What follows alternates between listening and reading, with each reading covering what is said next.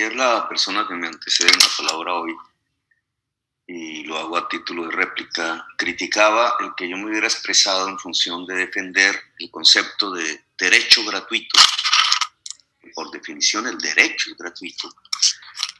Con relación a la política social que se adelanta actualmente desde hace algún tiempo de focalización, que, como lo dijo Kalmanovich, es una miserableza, digamos, es una política de asistencia miserable lo que se ha hecho en el país, y por eso es que se ha levantado el confinamiento. Todo derecho es universal y gratuito. El que va a ejercer ese derecho debe hacerlo a ningún costo. El servicio de policía es un servicio gratuito para el que lo solicita. El servicio de la justicia, que es un derecho, debe ser universal y el que lo solicita no le debe costar. Lo mismo debe ser el de la salud, lo mismo debe ser el servicio del agua potable, porque es fundamental para la vida humana y la salud. Lo mismo debe ser el derecho a la educación. Debe ser para el que lo ejerce, el joven, la persona enferma, etcétera, el ciudadano, debe ser gratuito. No significa que no cueste. Claro, nos dirán, ¿y de dónde se financia el derecho universal? Pues de los que más tienen. Así de simple, ese es el nuevo Estado que hay que crear. De donde se concentra la riqueza debe salir el recurso vía impuestos para garantizarle a la totalidad de la sociedad derechos fundamentales. Y el derecho a la salud, que hoy la pandemia pone de relevancia. Así es como se hacen, y ese debe ser el nuevo Estado. Claro, el Estado colombiano no está acostumbrado por el tipo de política de quien gobierna a pensar en derechos universales.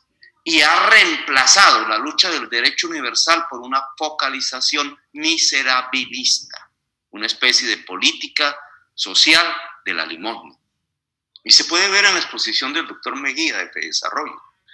Se le olvidó en los datos que dio mirar que hay en esas casi 7 millones de familias que nombró, hay una doble contabilidad. Es que todos los que reciben la devolución del IVA por la última reforma tributaria son también los de Familias en Acción, son también el adulto mayor, los sectores más pobres de la sociedad que están bancarizados, porque los que no están bancarizados no reciben nada.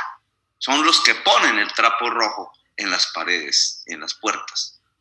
Pues ahí dobla las estadísticas. Lo que ha demostrado la política social actual, tanto de las ciudades como del gobierno, es que es débil. No cubre ni siquiera la población, 10 millones de familias vulnerables en medio de una pandemia. Y como no la cubre, pues se levantó la pandemia. Y entonces vamos hacia un segundo tema. Mi tesis es que los derechos, si se hubieran financiado derechos a no pagar deudas, derechos a no pagar arriendos de manera transitoria, a no pagar servicios públicos de manera transitoria, hubiera sido mucho más eficaz en mantener la gente en la casa y, por tanto, rescatar su salud. Ahora, estamos ante la perspectiva de la reactivación en el mundo y en Colombia también.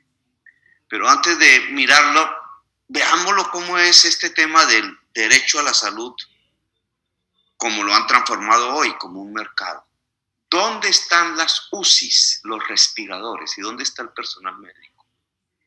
Si recordamos la exposición de Zulma Kukunuba, encontramos que están ubicados en las zonas donde tienen capacidad de pago, la población circundante. El norte de Bogotá, el poblado de Medellín, la parte rica de Barranquilla y de Cali, el resto del país no tiene UCIs.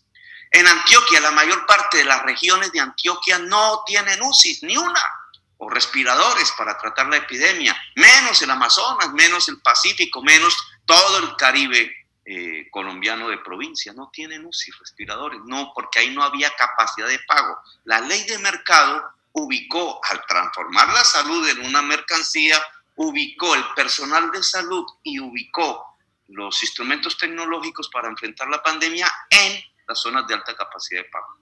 Decía quien me antecede, es que la enfermedad es democrática, ¿no?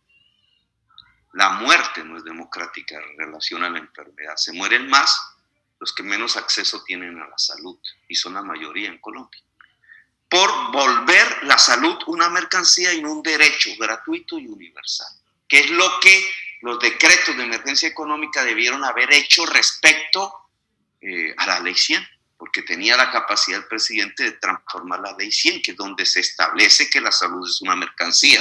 No lo hizo.